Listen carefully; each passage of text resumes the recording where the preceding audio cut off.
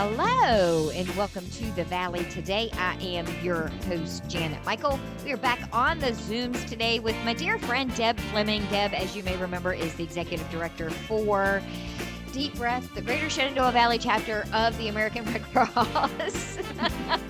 Do you say all of that, Deb, when you introduce yourself to someone? I do, because I have to. It is a lot, though. It is a lot of words. Your business card must be like postcard size. It's just super, super small print. That's true. Yes. You have brought a guest with you today. So we're going to have the privilege of chatting with Jill Johnson. She is a volunteer within the Red Cross organization. But before we jump over to Jill, Deb, I want to talk for a minute about why Jill is here, because we have been talking all year long about the value in being prepared for a disaster and the role that volunteers play, not only in that preparation, but also in the response. And so that's why you wanted to have Jill join us today. That's right. Jill is an incredible example of a wonderful volunteer in disaster. She helps prepare people for disasters and she responds. In fact, she's on standby right now. We hope to finish this talk before she leaves. Jill, tell me a little bit about how you landed as a volunteer with the Red Cross. Was it something you had always wanted to do? Give me some history. Well, it's kind of a funny story. I'd see these commercials on TV about the Red Cross in a disaster setting where there's a disaster worker and they're hugging somebody, giving them a blanket and talking with them and just trying to help calm things down and relate. And I always said to my husband, you know what? When I retire, I want to do that. I want to be that person with that red vest on, making a difference out there. So when I retired, I'm a retired teacher. So when I retired, I went on redcross.org and applied to be a volunteer and just started that way. Deb and I have talked about how simple that process is. So now it's your turn to dime her out. Has she been telling me the truth that it is a very easy process? It really is easy. You go on the website and there's the option to go on and see all the different volunteer opportunities because everybody has their own thing, right? So you can see what all different kinds of things that the Red Cross does, which I learned so much about all the different opportunities there are. Then you fill out an application and a little survey, what you like to do and things like that. And then that part goes on to the next part. They do a background screen and then you get to talk to someone and talk about what's your background, what are your strengths, what would you like to do and all that. One step at a time. It doesn't take long. It's like within a week. Oh, that is fast. Yeah. And like you mentioned a second ago, I bet you learned a ton of things that you didn't even know Red Cross did through that conversation. It's amazing. It is amazing. I mean, I knew about the blood services. I knew that they did something at disasters, but the Red Cross is involved in so many things like supporting the armed forces and going into schools. And I'm like, hello, that's what I do. So I chose that as well as disasters. The good thing is you can do many different things. You don't have to pick one route. You can do what you want. And we're going to talk about two of the routes that you chose on the show today. So let's start Mhm. with Prepare with Pedro, because I only know the name of this program and I'm already in love with it. But it is a program in the school system where you're teaching children how to be ready for a disaster. Yes, it's a great child-friendly program. The Prepare with Pedro program is for K through 2. We go out and we talk with small groups, we talk with large groups. We do classrooms, we do Girl Scouts and Boy Scouts and church groups in any type of setting where there's children. Then we'll come out. It's a free program. We have a book that we send home with them.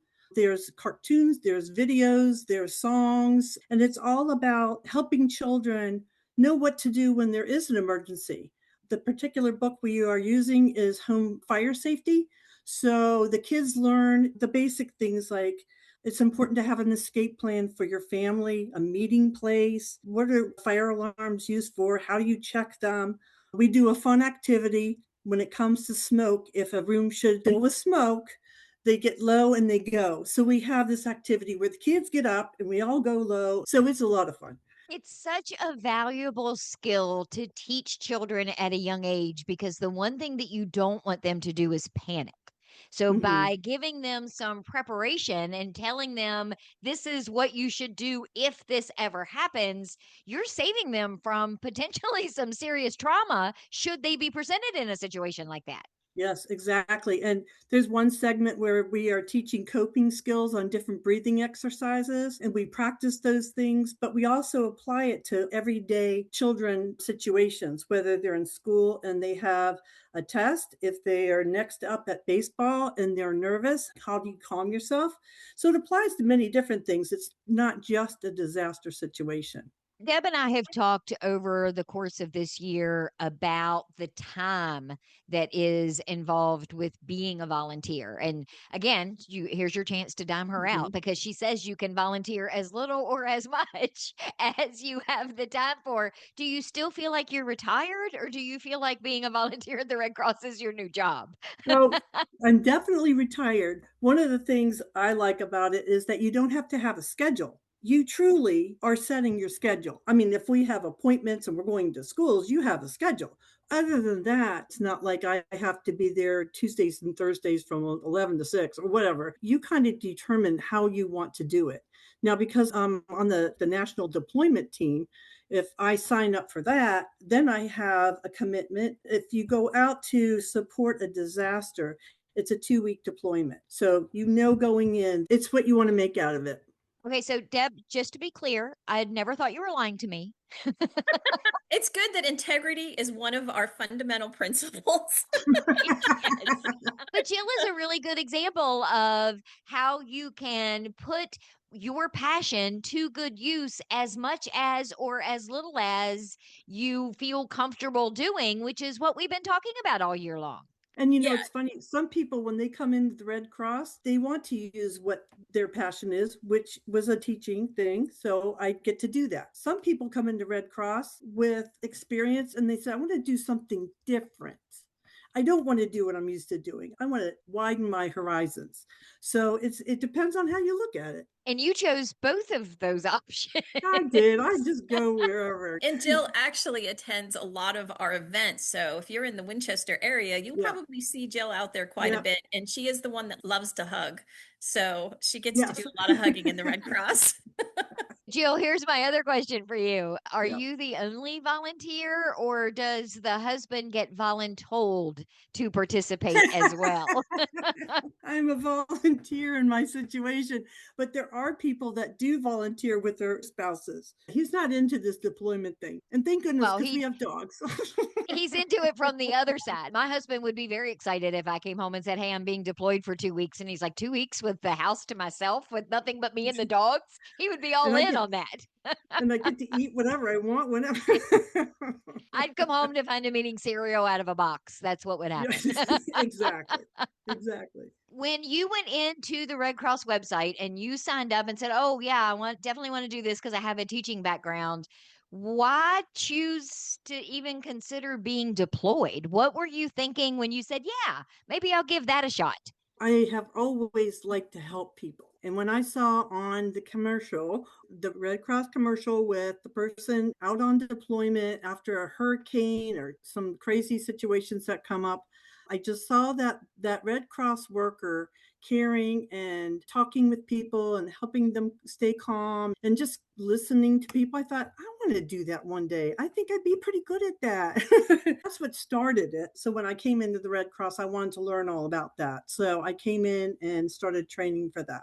What was your first deployment? Where did you go? Well, do you remember Hurricane Ian? It was in Florida. It was Mhm. back in 22. That was my first deployment. And it was soon after the hurricane happened. I worked in a shelter. I was a shelter worker. So as the people came in to register into the shelter, we took them in, got them set up with cots. The helicopter was landing in the football field. We were at Fort Myers, Florida. We just took families one at a time with their pets into the shelter, got them settled, let them know how the shelter works and everything. And you have a chance to sit and talk with people and hear their stories because everything's so fresh. And it does a world for them and it does a world for the people helping. It's a big picture, lots of people all coming together to help.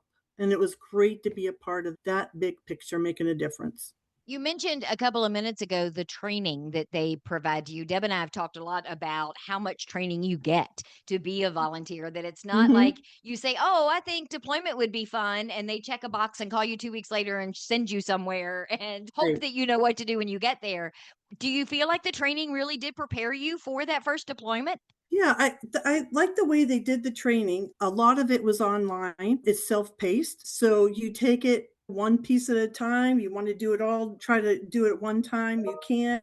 I'd say it's probably about 5 hours of training altogether with different segments, and it gives you time to think about things and take notes and all that. And so you get certified. You decide what you want to get certified in.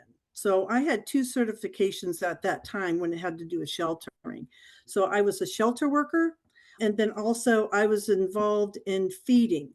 So that feeding could be in a shelter, feeding the people as they come through the different meals. You could be feeding 1,000 people in a day. Or I've done feeding tasks where we are not in a shelter, we're out under tents and the people are coming to you, like an assembly line coming through and getting their food for all the different families in the area. So both sheltering and feeding. And then as time went on, I've gotten other certifications to do other kinds of things.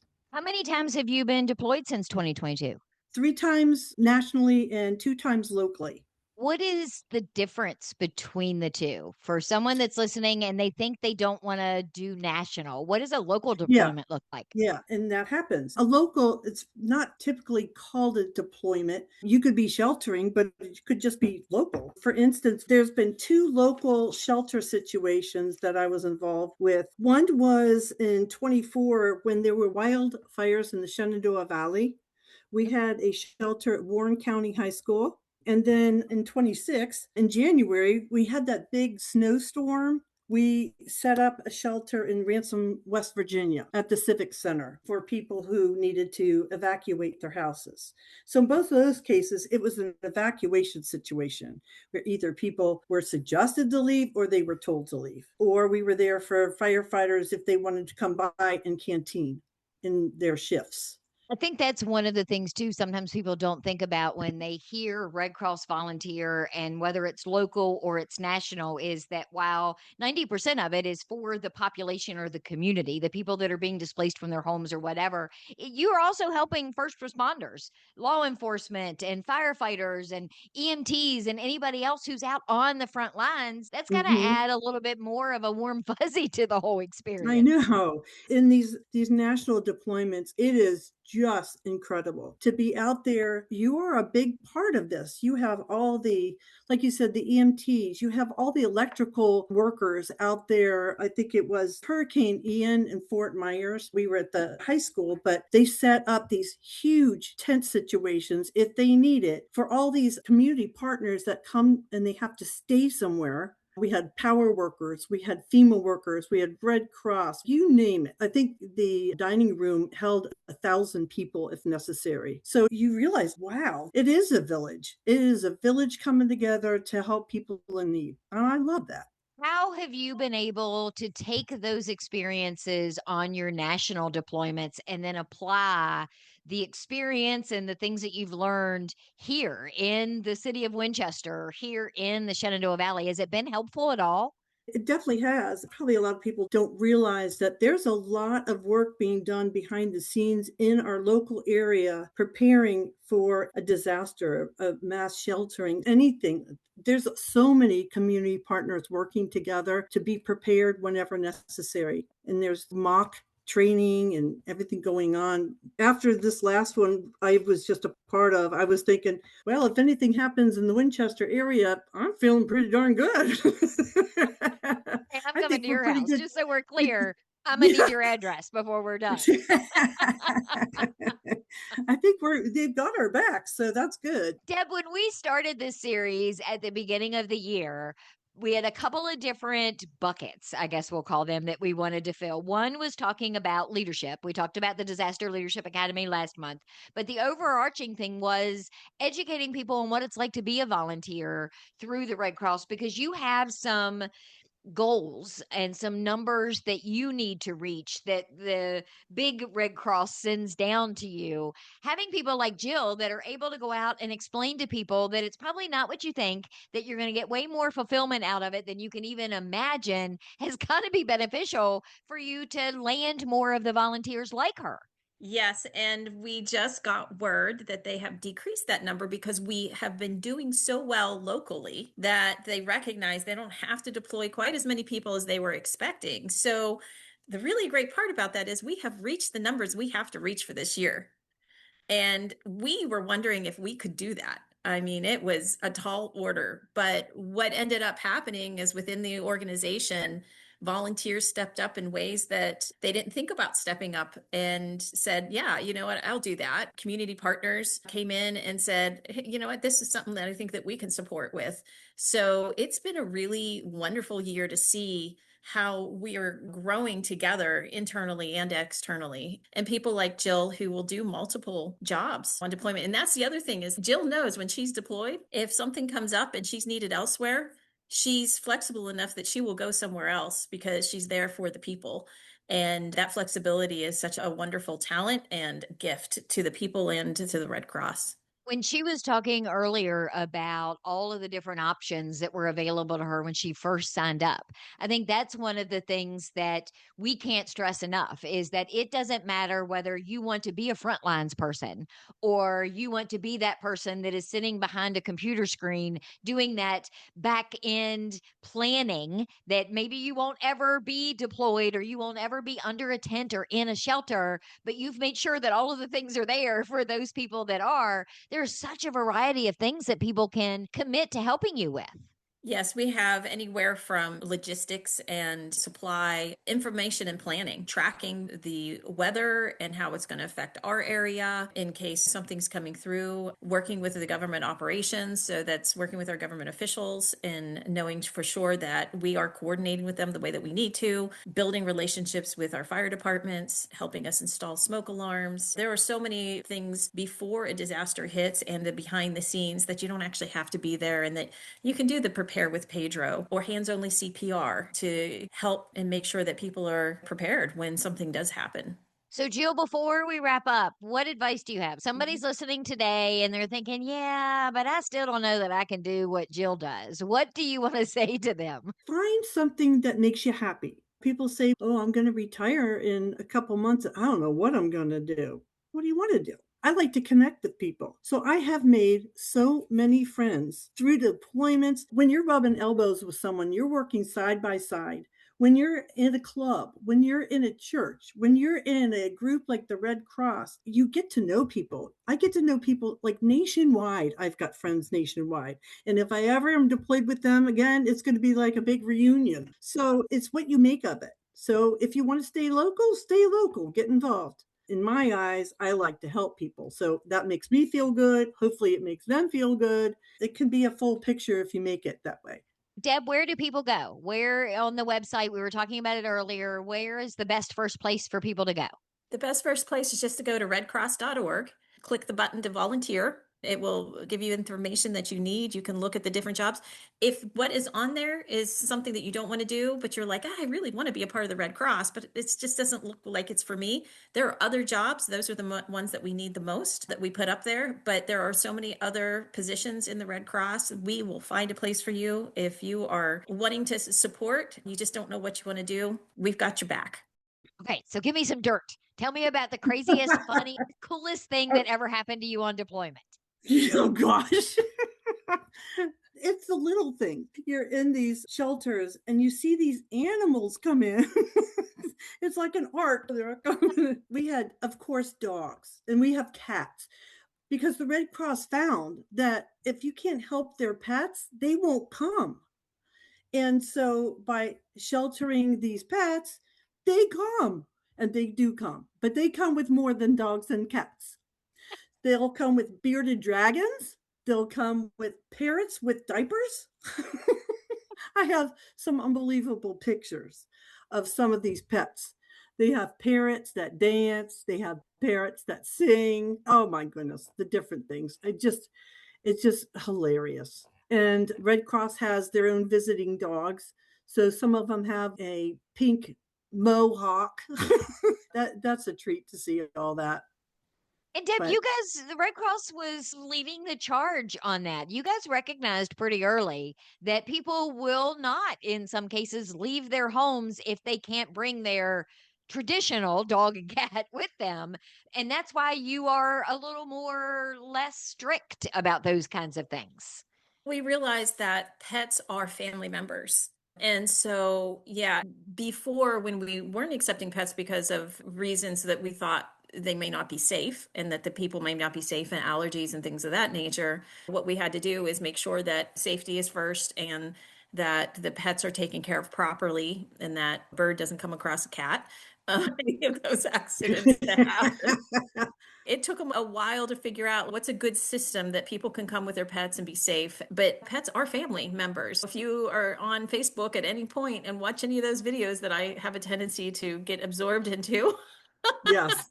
of the things that people do with their pets and how they talk to their pets, you really see that how could you leave that family member behind? When they finally figured out how to do it safely, I can tell you that our disaster mental health workers were extremely excited because they knew that was a very traumatizing thing for people if they did have to leave their pets behind. But So also the animals set the tone. When you have these wonderful dogs and you see their owners just love them so much, suddenly you're not thinking about what you were thinking about. You're thinking about, oh my gosh, can I pet that dog? It brings a sense of home to the shelter when you see these different animals. So I think it's a win-win. So you said, Jill, that you had your first deployment was to Florida during Hurricane Ian. Where were the other two national deployments? Where did you go? The second one, I went out for floods and mudslides in Southern California. That was interesting because it was different. It's not the same situation, but you still have the sheltering. That's when I was doing the feeding outside because the folks that were mucking out their houses were coming to this one parking lot where they had not only food from the Red Cross, they had an 18-wheeler truck filled with pet supplies. They had another group with mucking supplies. They had the Tide truck doing laundry. They would bring bags and bags because everything was in a flood, mudslide. The community came together, so they knew where to go to get help. That was really bad. 40 counties were affected by that flood. Wow. Yeah. Deb, that speaks to what you were saying earlier when you're talking about logistics, because that stuff doesn't happen by magic. Tide and all of these 18 wheelers with specific items don't just show up out of nowhere. Somebody has to coordinate all of that. Yes, and that is a Mhm. huge operation to coordinate all those services. And of course, people who do similar things that we do so that we're not doing the same thing. And if Salvation Army is delivering food somewhere, we're not delivering to the same places. So we have to coordinate that even. Mhm. Everything that we do has to be coordinated with the other players to make sure that, number one, everybody's needs get met and that we're not duplicating services and throwing out supplies. So, Jill, you've been to Florida, you've been to Southern California, anywhere else? The other one was Hurricane Helene, Asheville, North Carolina. And that was just in 24. And that was just, That was devastating. yes, the Swananoa River, when it crested, it just obliviated that area. For that one, I was there weeks after the fact, as opposed to Hurricane Ian. I was there right after it happened. We didn't have power, we didn't have water yet, and all that. But on this one, they had been there a long time. And we were at the shelter. There were, I think at that point, there were 9 shelters. I was just one shelter of 9 shelters. It was at an ag center across from the airport.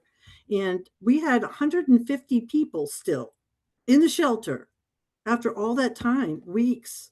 Wow. By that time, they were getting the people set up with housing and many different scenarios were all going on at one time. So, when you talk about being there for Ian and the fact that you got there almost immediately after it had passed, What was it like? I mean, I can see where being deployed and being at a shelter and you're immediately swallowed up by this is my job at hand and I've got to help these people and I got to get these people settled and that sort of thing. But there does come an end of the day, so to speak. What Mhm. does that look like? Because now you're in a situation where you're not at home, you're not crawling into your own bed, and there may or may not be power wherever you are. What was it like after hours? Hurricane Ian in Florida, because I was there so early on, we were on cots just like everybody else. There were no hotels, there were no places. Each disaster situation is different. It depends on what's available. The Red Cross tries to put you up in a situation that's not necessarily on a cot somewhere, in a hotel somewhere. You might be with a roommate, you might not be with a roommate. It just depends. So the first time I went was the Hurricane Ian. And so it was like crazy. We were on cots. We were in a classroom in the same school with everybody else. We were all in it together. And so we all celebrated when the shower trailers pulled up and the water trucks. Of course, we had generators, so we had power, but everything was bottled water. You had to brush your teeth with bottled water and all of this kind of stuff. But when you're there weeks and weeks after the fact, then it's very different. Then, like you said, each day is different. Oh, and FEMA is there. They had 12 workers all day, every day, trying to work with the Red Cross, SRT workers, which are the people that are working case by case, trying to find them locations to live and things like that. That's when the whole focus is very different. We know that the shelters has to close at a certain time. Like with Florida, the high school had to go back to school. Right? So we had to close the high school and move the shelter. The whole shelter had to be divided up and sent to different shelters. It's always changing, it's evolving. So you just have to be real flexible. That's one of the things Red Crossers have to be Gumby. They have to be Gumby. I have Yeah. two more questions and then I'll let you go. So, question Okay. number one is, do you now watch TV and see these tornadoes and these things that are happening in the Midwest? Or you see, we're in hurricane season now, so I'm sure there are going to be some more as we move through June and into July. Do you see that stuff on the news and think, oh, they should have done this? Or, oh, I wonder if they're already doing that. Are you already thinking in your head like you were there and thinking about what they should be doing? Sometimes I think about what they are doing, knowing what they're doing before it even hits. I mean, I'm on standby. They are already planning what they're going to do before it happens. The one thing I hadn't mentioned is that for this deployment thing, it's not like you're on call all the time. You determine when you're available. So in the system, you go into the system and say, I'm not available from this month to this month because life is going on. Everybody has different family situations. Some people love just deploying and deploying different places. It's like it's a way of life, but I can't. People I know can't do that.